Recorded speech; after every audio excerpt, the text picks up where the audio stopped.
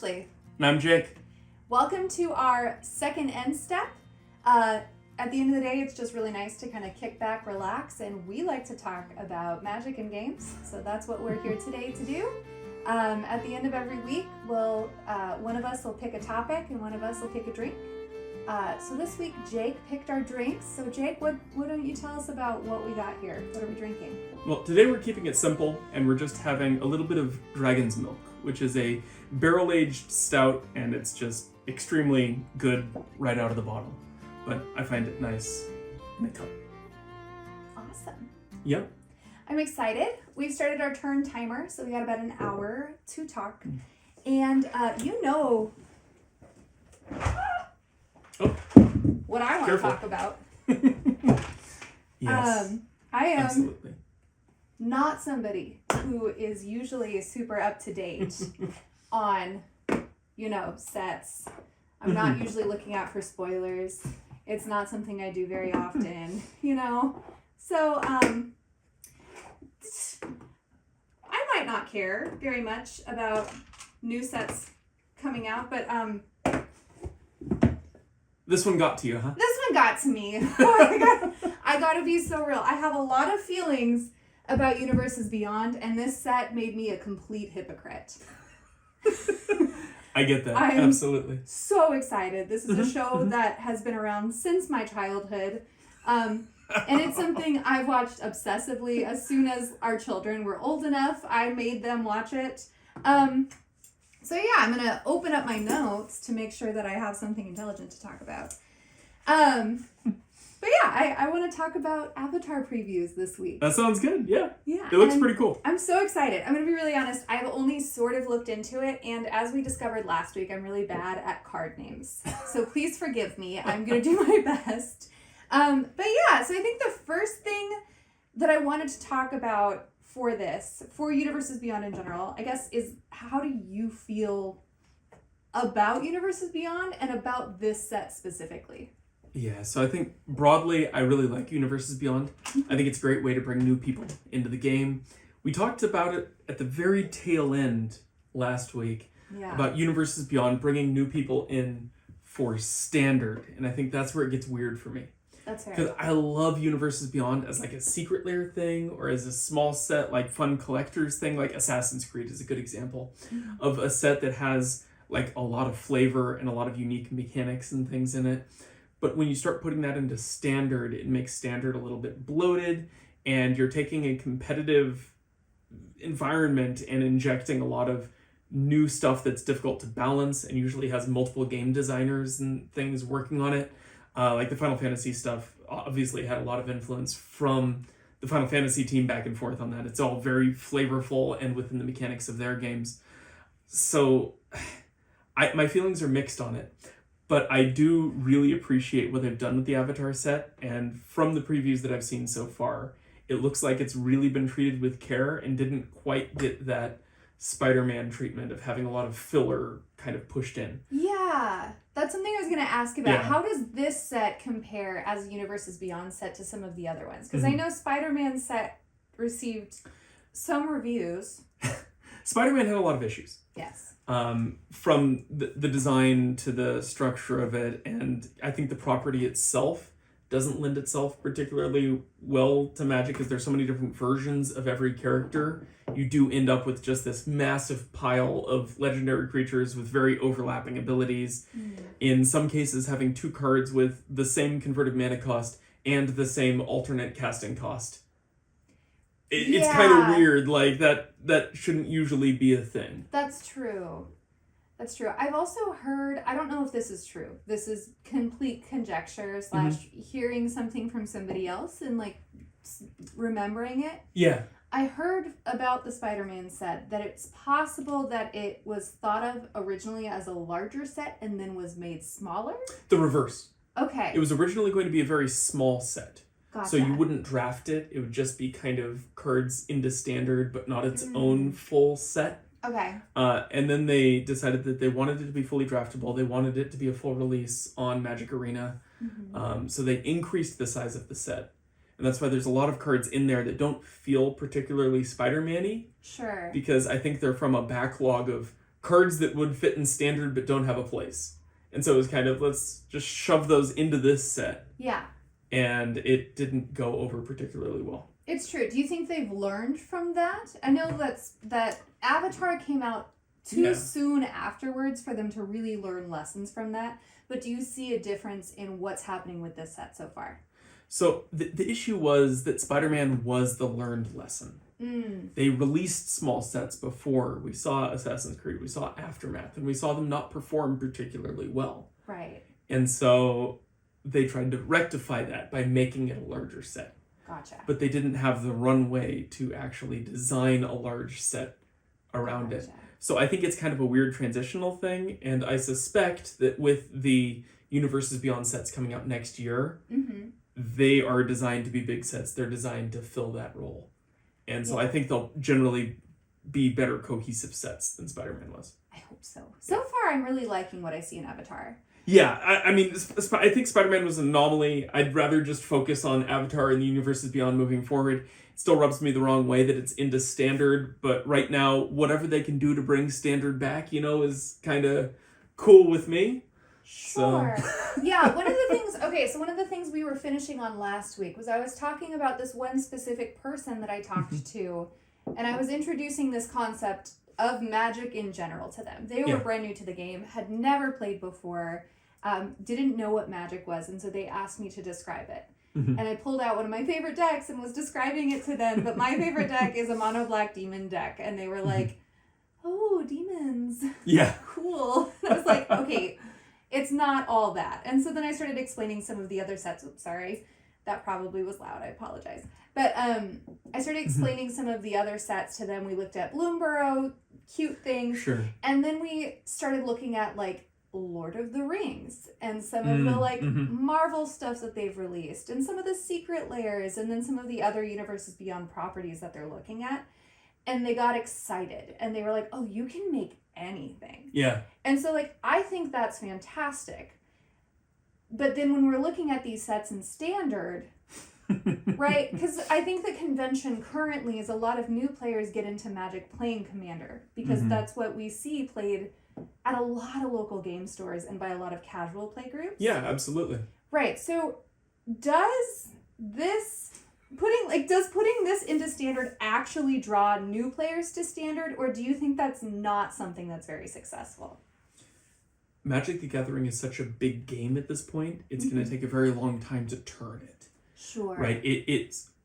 It was a long walk to move away from standard. That's true. And I think from the time that they started pushing Commander in 2011 to probably 2016, we saw that shift kind of towards Commander from standard. That's true. And so it's probably going to take a pretty long period of time to turn it back.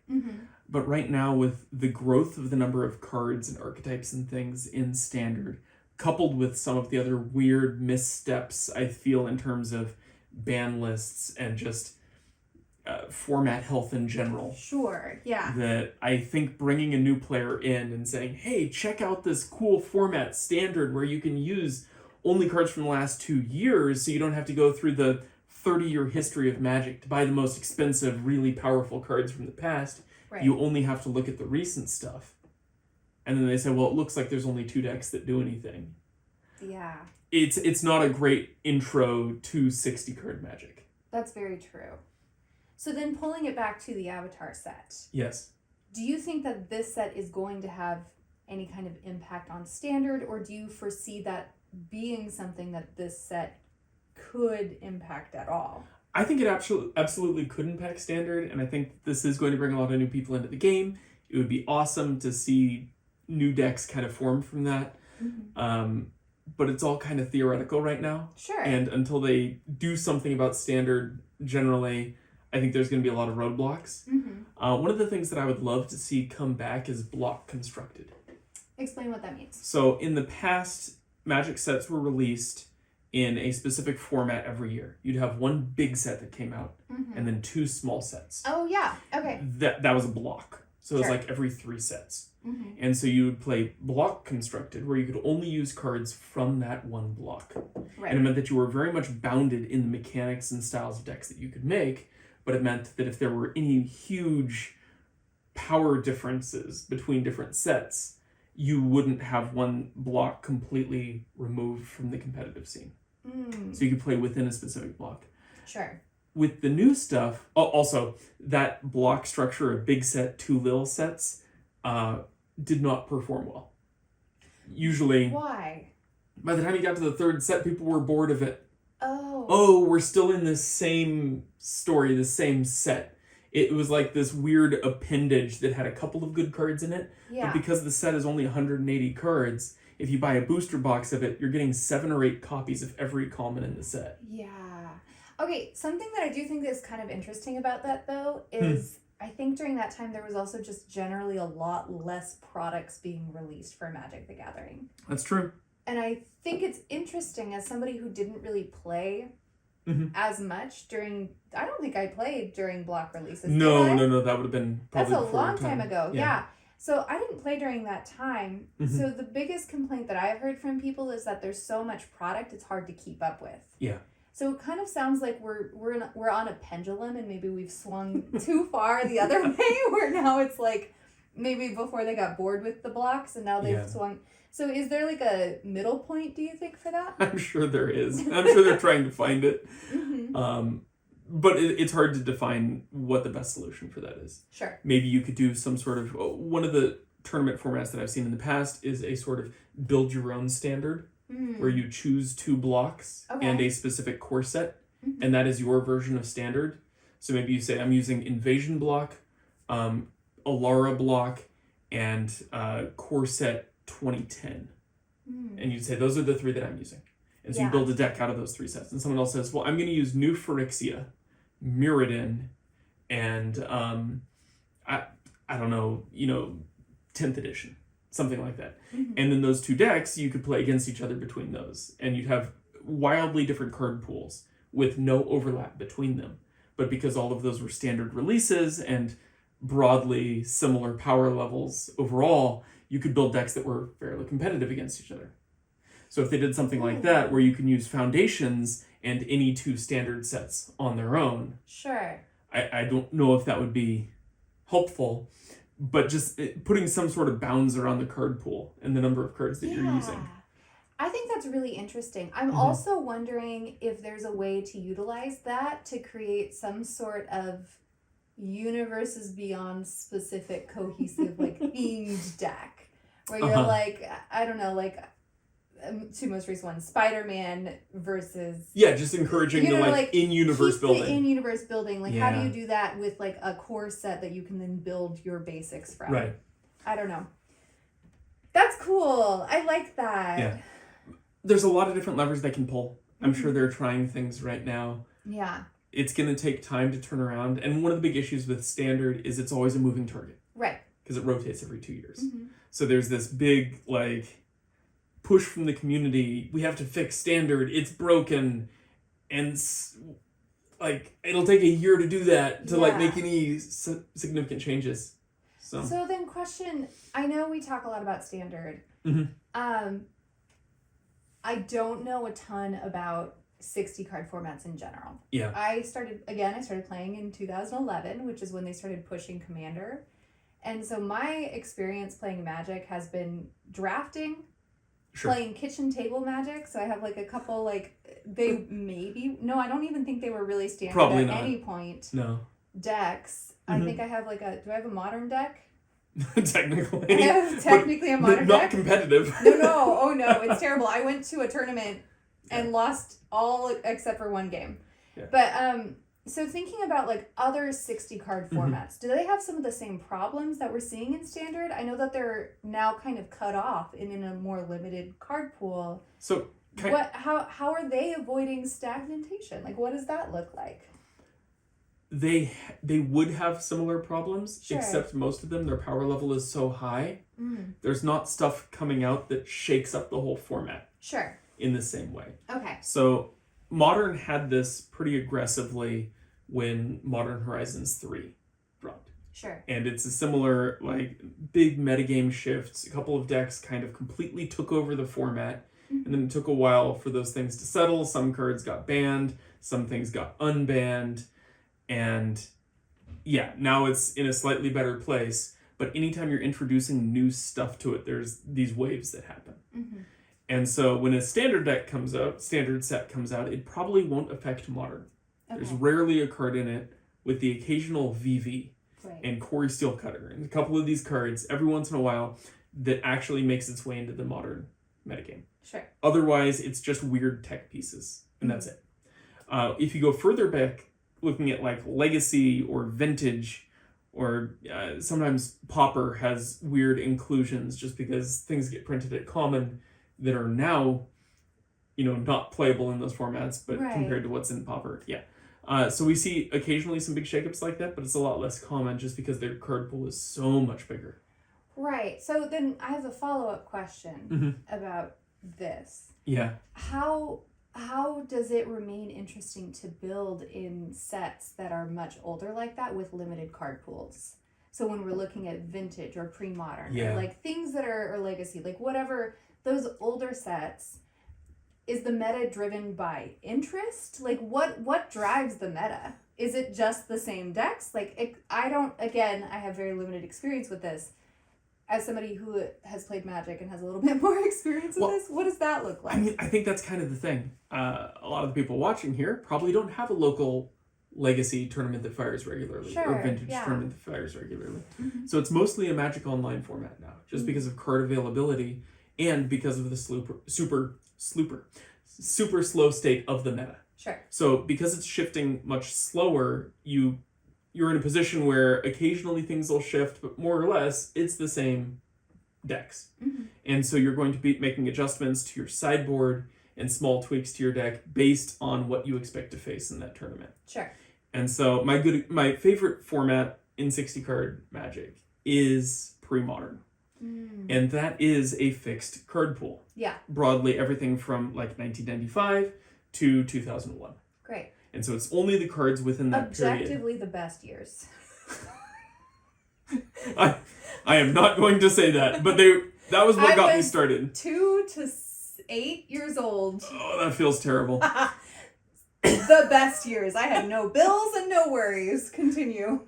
To be fair, I started playing in 1999, so I was already kind of on the tail end of that. Mm-hmm. But that was the card pool of competitive Magic when I was just learning the game. Mm-hmm. So I really like that era. It speaks to a certain aspect of my enjoyment with the game. Right. But within that, because it's a fixed card pool, and it shifts very slowly because there's no new cards coming in, any shakeups are kind of specific deck development, where somebody finds a weakness in the meta and goes, ooh, if I just go mono green, everything costs 1 mana, and I can beat everything in the format, that causes the kind of oversight committee to go, okay, we need to ban a couple of these cards out, or maybe we need to release, engineered plague lookalikes that can deal with all these low to the ground creatures.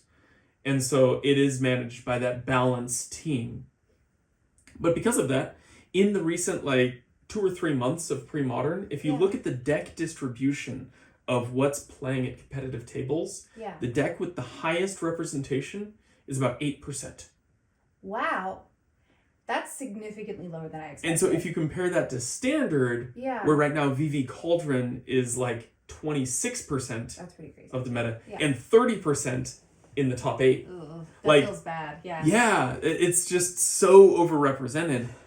And so normally you'd have to stamp that out, whether that's banning Cauldron or banning VV or unbanning some of these other things that might be able to deal with it.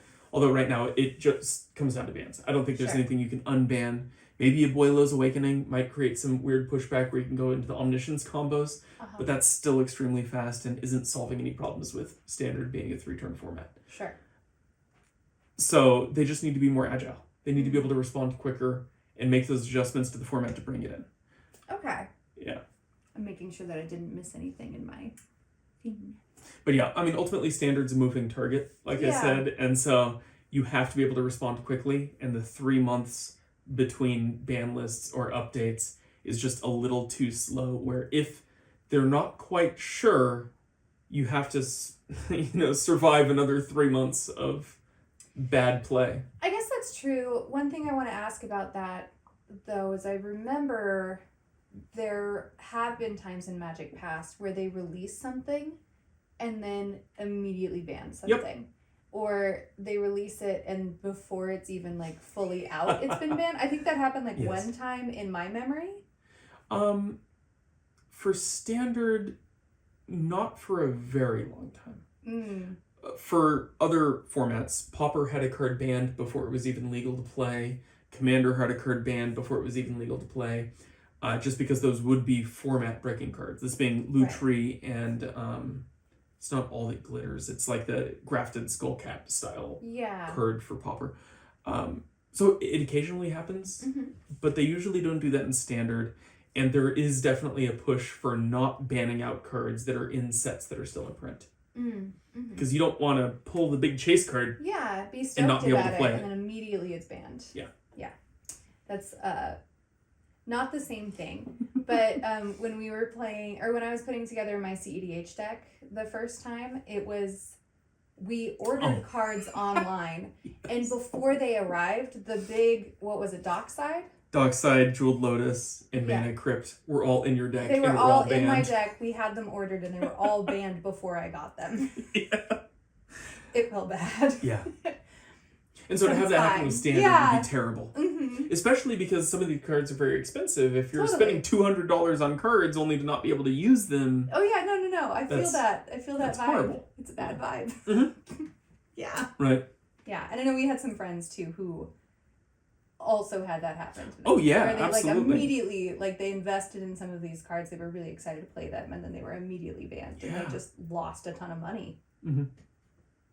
I mean, there were shops also with large inventories of Mana Crypt and Jeweled Lotus that lost. So they definitely have to be careful. I think that's such a good example of one of those instances where they're like, we don't pay attention to the secondary market. They have to pay attention to the secondary market. And it's funny you say that because they don't say that. Oh, that's not a thing that Wizards says. Where did I hear that The from? internet always says this, that they're like, obviously Wizards of the Coast can't acknowledge the secondary market. Why? But that's not a thing. That's never been the case. No, and I mean, here's the deal, like, even by producing ban lists and having these old formats, they're not the ones selling the old cards, especially cards that are, like, on the, what's it called? Can't print again list. Oh, reserve list. Yeah, cards that are on the reserve list. I'm sorry, like, the ban list would be completely community-based unless Magic the Gathering was paying attention to the secondary market. Like, there is some level of, like, drive to make sure that the game is continuing to be a good game, and so they kind of have to. Yeah. Agreed. Yeah. Okay, I want to bring us back to this because we kind of jumped the gun on this a little bit. Looking at our Avatar set that's coming out. Yes. You say our. My goal is to collect one of every card from this set. That's what I'm most excited about. It's gonna be a long walk. So excited. It's gonna be so bad. Anyway, when you look at this, what are the things that kind of stand out to you in terms of abilities or in terms of individual cards? And then we kind of glossed over this, but is this something that was built for Commander? Or do you think that this was specifically to kind of push more people to standard? What are your thoughts on that? I think it was absolutely built for Commander. Okay. There is so much in this set that is weird inclusions if you're treating this like a standard set. There's a big focus on 2-color pairs and mechanics specifically within those 2 colors. That's true. And then there's a whole suite of legendary 3-color cards that are just kind of there too. Yeah. Probably not going to be used all that heavily in standard, and the mechanics are very centered on that card specifically being in play for your deck to function. It feels like a Commander card that got shoved into a standard deck.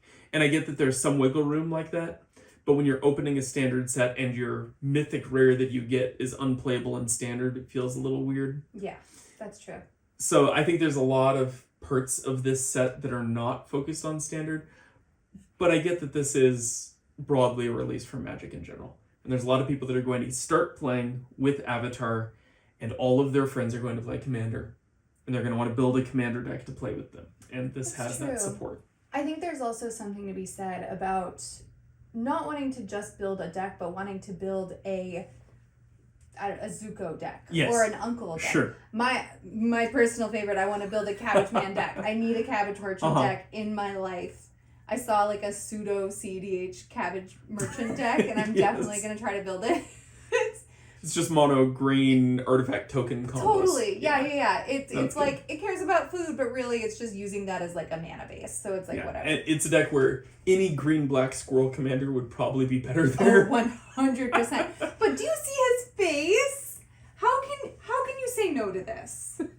Anyway. Absolutely. Yeah. So no. I see that. And I also think that's going to be something that's interesting about including any of these Universes Beyond set releases in Standard, is because Commander, what I think it does so well is by having kind of that commander, you give your deck a personality. You do.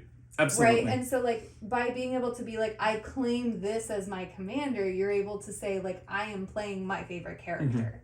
And I think that's where the strength of Universes Beyond in Commander really lies, is that, like, I can be whatever you want to be. Like, I can be, like Leonardo from Teenage Mutant Ninja Turtles. Or, like, but, like, you can be your favorite character, and you can build a set, or you can build a deck that is built around the lore of that character. It doesn't even need to be, like, a CH deck. Like, it can just be, like, a jank creative deck that you're stoked about because it's got your guy in it, or it's got your person, and you're so excited about that. So I think that's what they do well. I will also say one of the things that's really cool about the Avatar set in terms of its impact on Standard is how good airbending is going to be. Oh my gosh. Because there's so many aggro decks that just rely on a creature actually connecting. 100%. Or VV actually being in play or dead. And to just repeatedly pop it back to your hand and have another little dude on the board is going to build up enough value where I think you can build some counter strategies into it. So I'm really hoping that manifests in a workable Standard deck. But we can talk about the rest of the bending abilities, but air bending specifically to me feels like the most Standard-centric impactful I think that's ability. super fair. I would agree with that. I think the thing that I am most excited about in a really weird way is firebending. Okay. I like the idea of getting mana during combat phase only. Sure. I think it forces you to deal with like a really interesting problem to solve, right? Because like that's not traditionally when people think of playing their spells. But it is red mana. Right, and so you're able to do some really cool stuff where you're like, okay, and then I burn.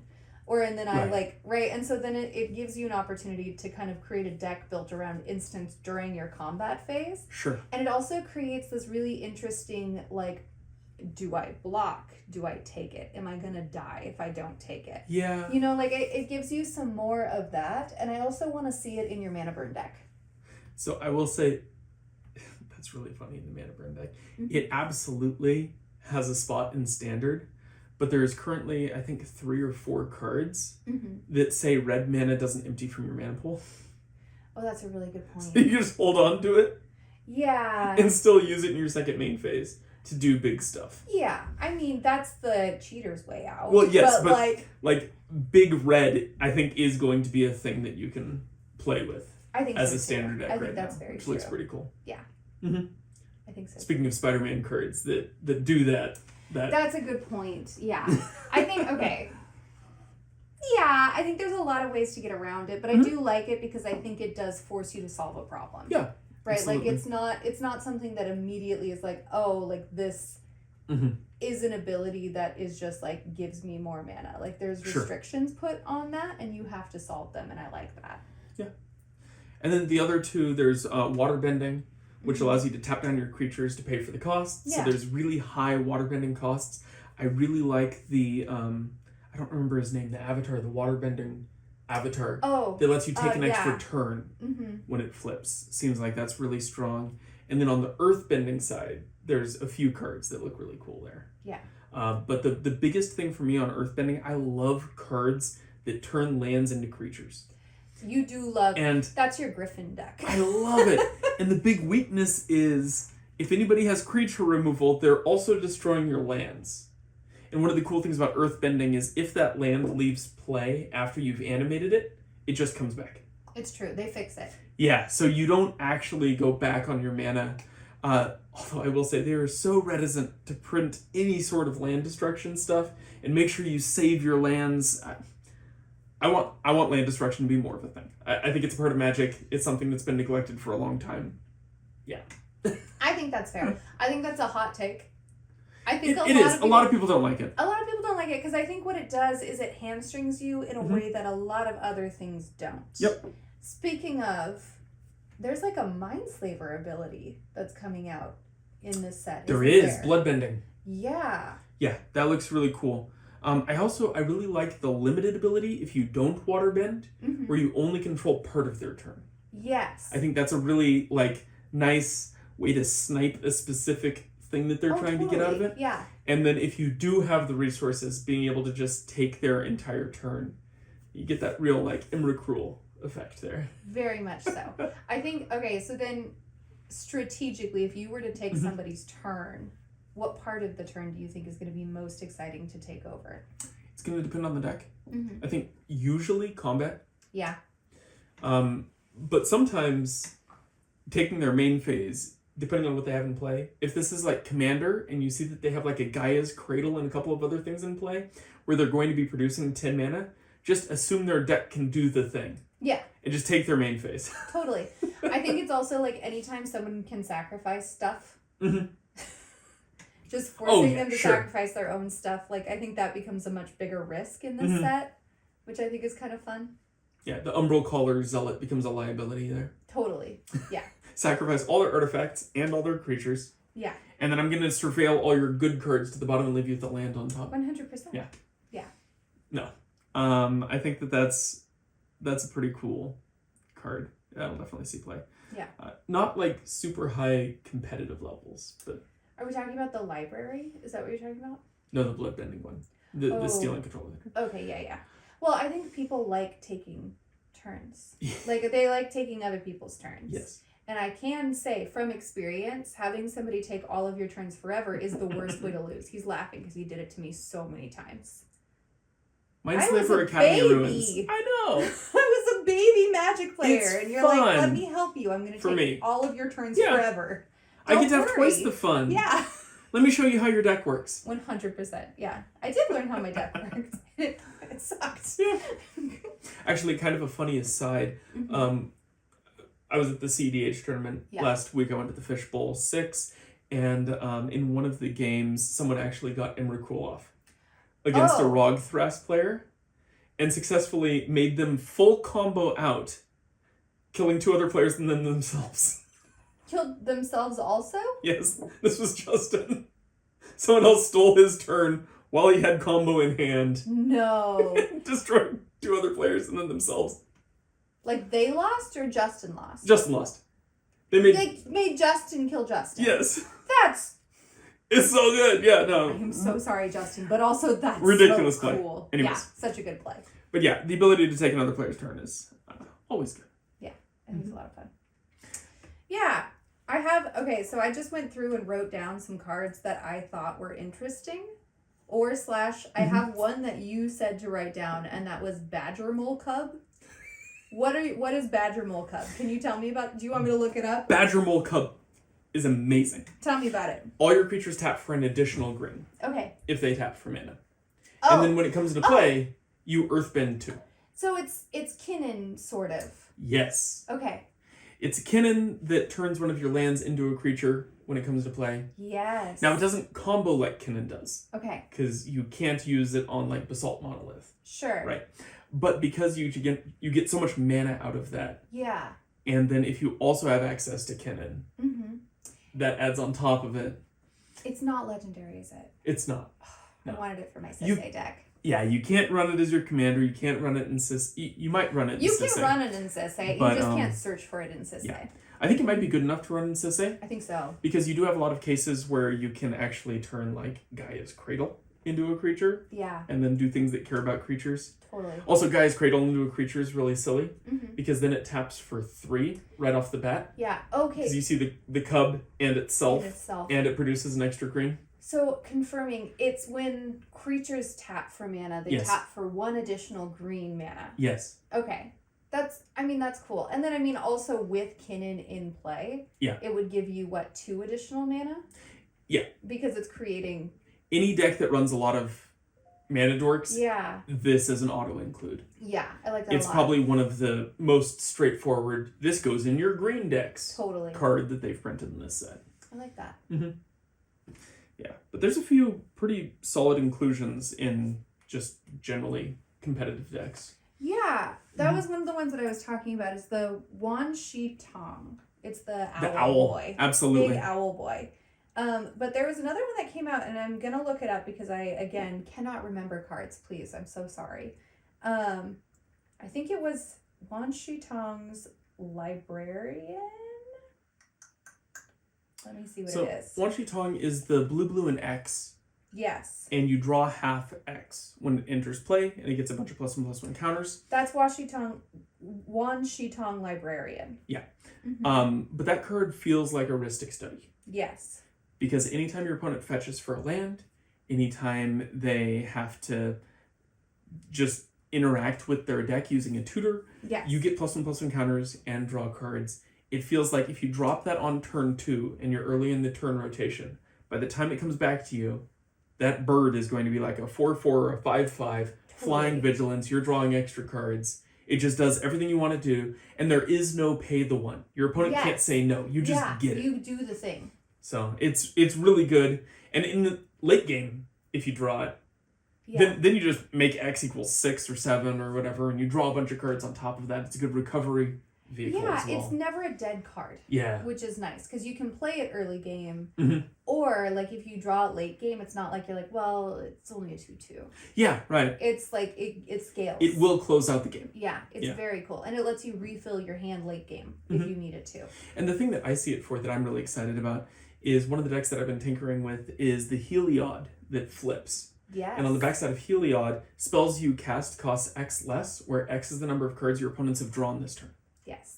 So if you can power out some draws on your opponents, then that X gets reduced by 6 or 7. You're casting it for free at flash speed during your opponent's turn in response to a search. You can do ridiculous things with it. You can do ridiculous things with it. Mm-hmm. I like it. I also love the idea that it's a librarian and it's digging through your deck. Yes. I think it's digging through your library. That's very cool. The one that it cares about your opponents digging through their library. That's true. Right? Yeah. No, it's like, please stop. Yes. You don't get to know things. I get to know the things. I get angry. I get big. Yes.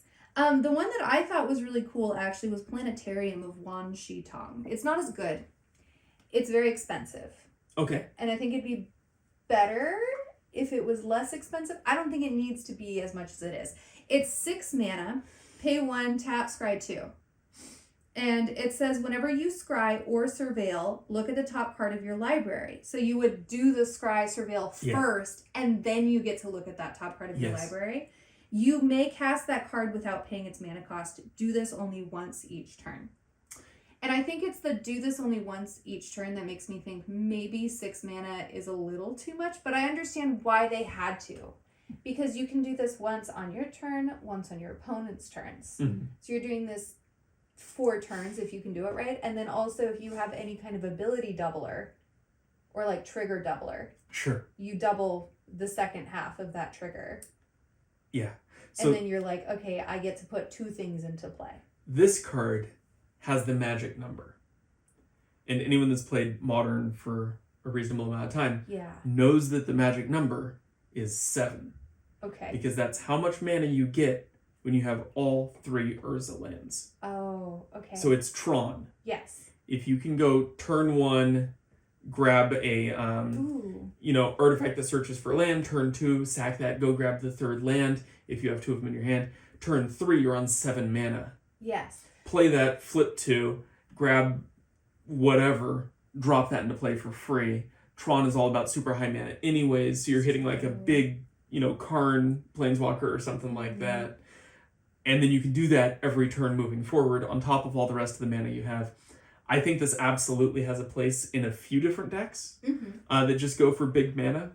It's obviously going to see the most play in Commander. It's not going to be good in Standard, but it is going to be in a bunch of older decks as just a really good high CMC alternative. I like it. Yeah.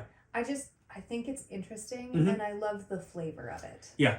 And there's a lot of other weird tech you can do with it, with like Sensei's Divining Top or something like that. Totally, that's what I was thinking. Yeah. It's like there's a bunch of Sensei's combos where you basically get to shift through your deck until you find the thing you want and then put that in for free.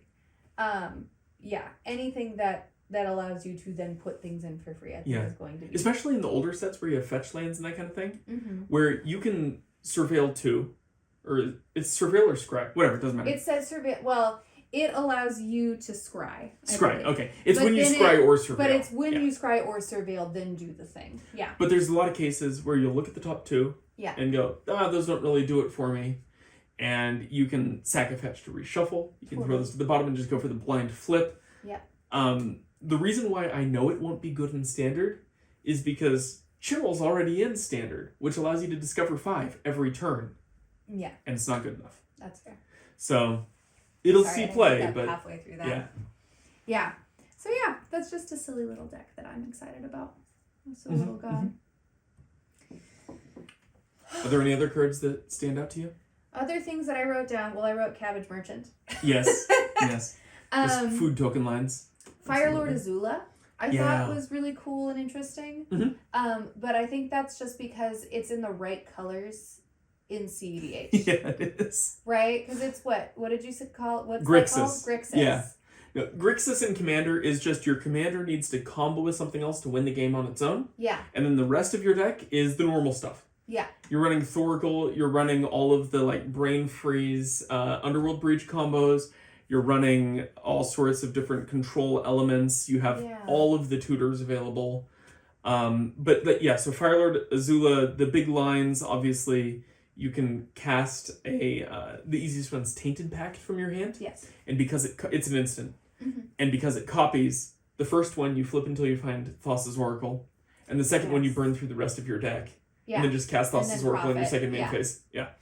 But the other thing that I saw with that looks really fun for more casual Commander is this also triggers on a lot of other do things when you attack type cards. So like Itali, where you flip cards off the top of your opponent's deck and cast them. Yeah. Those all get doubled. That's a really good point.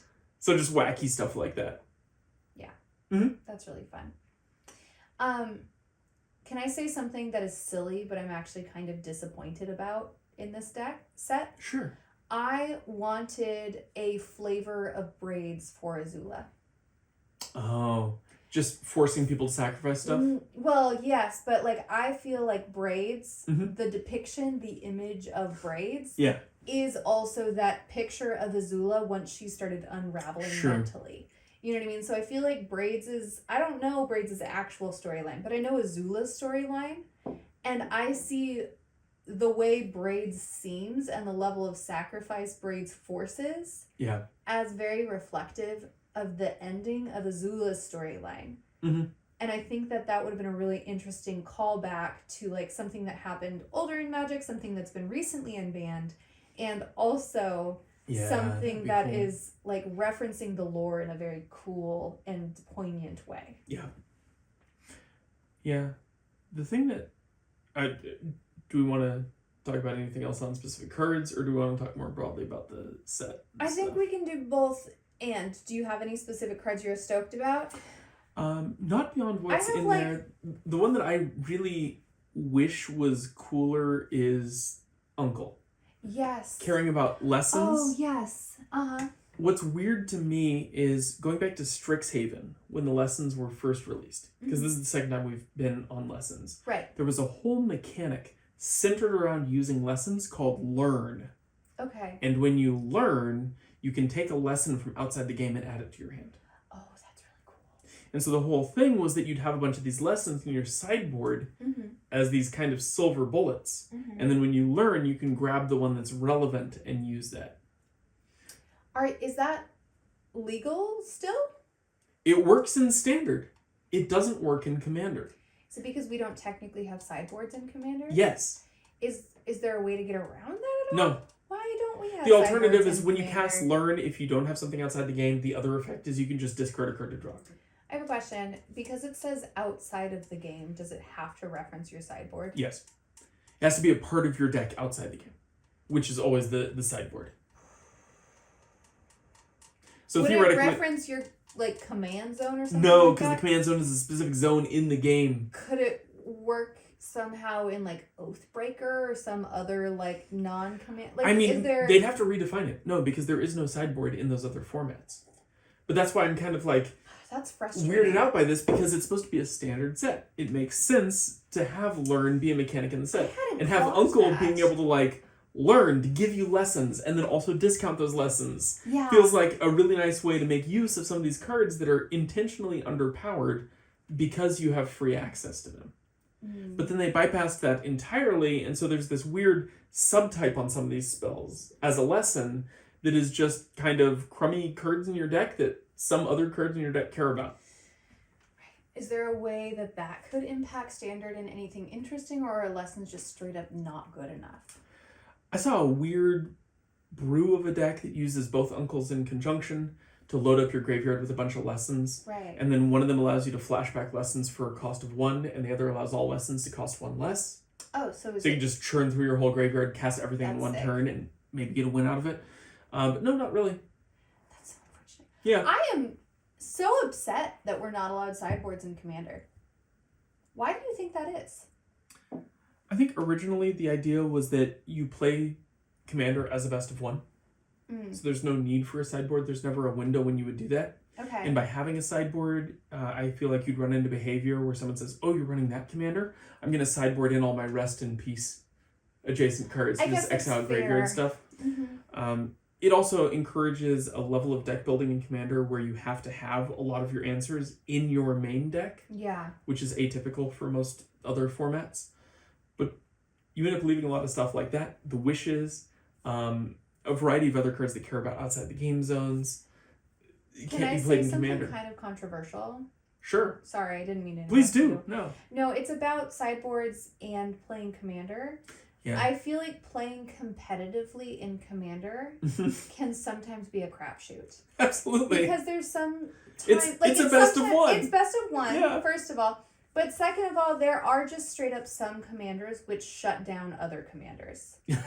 Yes. You know, like, and are very specifically targeted. And if you get unlucky and in like round 1 or round 2, you just get like that deck in your pod, yeah, you're kind of just screwed for that tournament. You're having to fight your way back in. You want to mill my Get Rug deck? Right. You know what I mean? So like it's just like sometimes it's just like it's not gonna happen. And I feel like there should be some way to be like, well, your commander shuts off my commander. Yeah. I should be able to have 2 cards or something that I don't know. Like I know sideboard's like what, 15 usually? Yeah. So it's usually a quarter of the deck. So you'd be looking at like 25 cards maybe for a commander to keep the same ratio. Keep it 15 so you can't change what your deck does entirely. But like gives you enough that you'll be able to search for maybe an answer so you're not just out of the game. Yeah.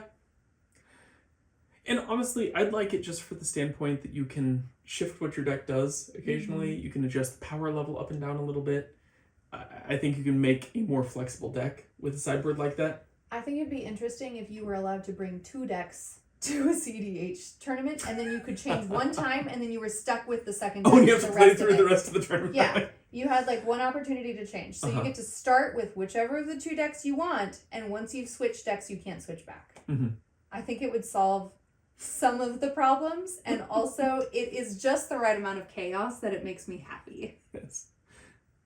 Wonder if you'd run it like a serialized tournament where after one of your deck gets knocked out, you then like shuffle up the other deck and you're on turn 0 and you're just still in the rotation until that deck also gets knocked out. Like in the game? Yeah.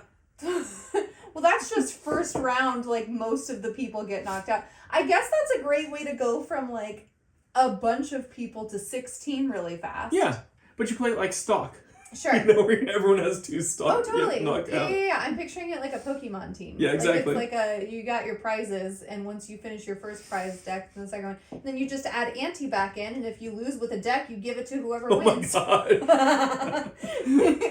In CEDH, can you imagine? I know. Oh my gosh. You'd have to play that proxy. People would be much more interested in budget CEDH if that were the case. People would be much more interested in proxied CEDH if that was the case. Yeah. Be like, yeah, none of this is real. Here you go. Right. That's crazy. Yeah. But no, I definitely think they need to find a better solution to this. And the crazy thing about this is they intentionally took the commander stuff out of it, right? There are no commander decks. They have this commander kit, commander builder kit or something. But it just comes with like 5 commander specific cards and then 9 booster packs, a collector pack, and a life total counter thing. So it's not really a commander thing. It's just like a super bundle. What are you talking about? I'm sorry, I got lost for a second. For the Avatar stuff, they don't have specific commander products. They have this like super bundle that is called a commander builder kit or something like that. Yeah. But it doesn't actually do commander stuff. Yeah. But they still have to appeal to the people who only play commander. So Yeah, there's a lot of commander stuff just shoved into the rest of it, which seems odd. That is odd. Something I will say that I like about... Sorry, this is related to Yeah, go ahead. Something that I will say that I really like about the way that they're doing this set is I like that they have sort of the main set, which is legal and standard, and then they've also released other products which are not legal and standard, but could be considered part of this set as a whole. Yeah. I think, like, referencing what you were saying earlier about releasing blocks, it's kind of like releasing all 3 at the same parts time. of the block at the same time. Yeah. And I think it's a really interesting way to control what is actually being put into standard so that they can have some of that interesting, careful design about what gets to go into standard. Sure. But then also they have the additional design space that wouldn't necessarily work by putting it directly into standard, but works really well in a commander space. That's true, because they do have the kind of big mural image boxes. Yeah. They have the jumpstart packs. Yeah. They have the what are they calling the full art ones? I don't remember. Scene something? Yeah, the scene boxes is the mural thing. Oh, is that the mural thing? But it's some sort of like it's Final Fantasy Through the Ages, whatever that is for Avatar. Where they reprint old cards with Avatar episode screenshot things on it. Right. But like reprints of really classic cards, like Mystic Remora is seeing a reprint, which is awesome. And I think that's super cool, but they're not legal and standard, and they can still show up in booster packs, so there's some weird confusion there. Yeah. But yeah, I guess that's true. There are some commander cards that are being printed outside of the stuff that's specifically for standard.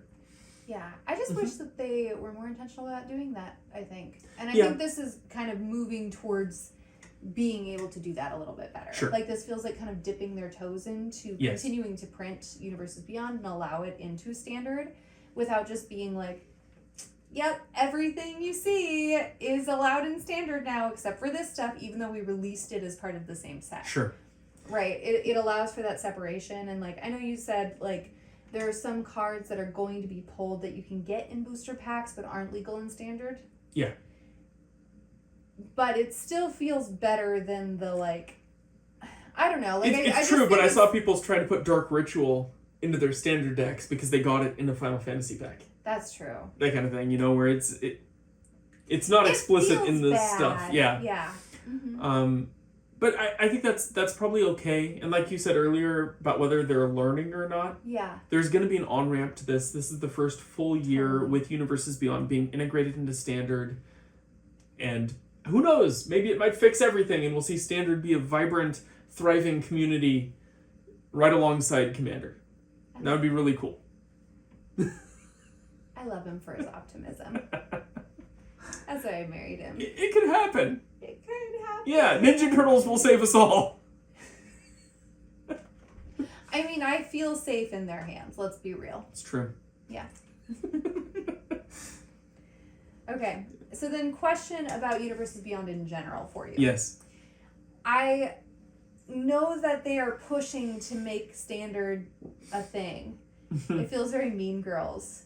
Just stop trying to make fetch happen. But it feels very much like they're trying to make Standard a thing, and I understand that they want people who are interested in playing with some of these new things to be able to play in their Standard format, right? That's why it's called Standard. Mm-hmm. I also know there are a lot of people who have very strong negative feelings about Universes Beyond, and I think there's a lot of validity to that, right? Yeah. Because there is this, like, Magic still does, this beautiful lore. And this really cool, interesting kind of story that's happening behind the scenes. And it's shown in the cards. And I think they do a really good job of releasing like that lore and that story and that information alongside the sets that they're doing. Mm-hmm. And then they're throwing Ninja Turtles into it. And then they're throwing Avatar into it, as much as I love Avatar. You know what I mean? Yeah. And so they're throwing these sets that, like, feel like they're almost moving further and further away from that original lore. Like, I think there's some that you can get away with. Mm-hmm. I feel like, for example, Lord of the Rings is a set Sure. that, even though it's not magic, it kind of feels like the vibe of magic in a lot of ways. Or, like, you know, same thing with D&D set. Like, Sure. the D&D set, it's got some Forgotten of the Realms same... and Baldur's Gate. Yeah. Uh-huh. They feel like the vibe of Magic the Gathering. It doesn't matter. I know. No, the people, it doesn't matter. When you talk about, like, the old lore and how there's a lot of people that really cared about the cohesiveness of the feeling of Magic, nobody ever cared. It was all about, like, the power level of the cards and the way they work together.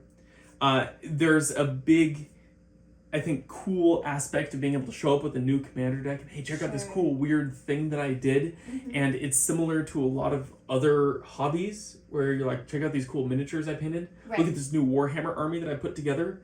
And it's never like, look at this super lore accurate fantasy whatever thing that I've crafted. Some people are, but you get a similar response to look at this entire army that I painted like Hello Kitty. Right? Like, I mean, I guess that's fair. So Okay. it's that feeling of cohesion, and they can get that with Universes Beyond, but right now they have balance issues with the mechanics of the game, so there's no incentive to build something weird. That's fair. What I was going to say Mm-hmm. is, because there's sort of a little bit of pushback from the community, from people like me who Uh-huh. care, except that I'm a hypocrite because I love Avatar. Is there a way, do you think, to build a specific format for Universes Beyond? What would that look like? Because here's the deal. Here's what I'm picturing. Oh! Poor Zuko. He deserved it. Melon Lord wins again. Very nice. Thank you. Here's what I'm picturing. Like, the thing that I do Mm-hmm. like about Universes Beyond is the idea of building this super heavy theme deck with your favorite characters. Yeah. And what feels icky about it to me is when you have Just the Spider-Man mixing. cards Mhm. with Avatar cards with with Warhammer, like, those things don't mesh well to me. Yeah. I don't love that. And so I wish there was some way to be like, somehow restrict yourself to specific sets or something, Mhm. like what you were talking about earlier with, like, Yeah. blocks or something. I think it's like a good that. solution. So what would a Universes Beyond format look like to you? So, we're also out of time, so I'll make this quick. Make it quick. But a couple months ago, I saw a post on Reddit where someone was talking about making Super Magic a thing, where you play with only Universes Beyond cards and only cards that were printed in Universes Beyond. I checked back on the Discord; it has 7 members. So that didn't take off. It's got 8 members now. I'm gonna jump into that. I think the website's still up. It's a cool idea, and I think there is an appeal for using only some of the Universes Beyond stuff. But again, that doesn't really lead to the cohesion thing you're talking about. I think the build your own standard thing is a good way to approach that. Mm-hmm. Maybe have it be pick one Universes Beyond set, pick one regular Magic set, and then a core set, Foundations as an example. Yeah. And have that be like the construction for the deck, and you'll see some cool things emerge from that. Probably be Turkey, Final Fantasy, and Foundations. But, Totally, yeah. But I think that you can also create a ban list that constricts that a little bit. I don't know. They need to do something. I don't know if even standard is the right mechanism for this. Mm-hmm. I like 60 card Magic, and I think that there needs to be a living 60 card format that people engage with. And right now, standard isn't doing it. The only people that play standard heavily are playing on Magic Arena. Yeah. So, I don't know. I'm hoping it turns around. I think this is moving in the right direction. I have faith. I have hope. Yes. We should tell the people while we're dressed like this. What do you mean? This is how I always dress. Happy Halloween! Happy Halloween! We are finishing our turn. Our turn timer is running out, so move to end step, pass through Jake. We'll see you next turn. Move to clean up. Bye.